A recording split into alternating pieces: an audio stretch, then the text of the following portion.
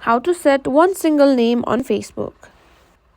In today's tutorial, I'm going to show you how to set a single name on Facebook, whether you want to use just your first name or a nickname. So let's get started. First, open the facebook.com on your web browser, or you can go to Facebook app, log into your account.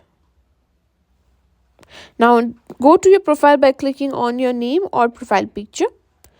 On mobile, tap three horizontal lines in the top right corner. Now simply scroll down and select settings. Now find and tap see more in account center.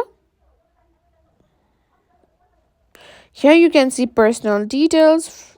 Tap on it. Now here, if you cannot find your name, what you can do is simply tap on profiles. Tap on your Facebook and simply click on name.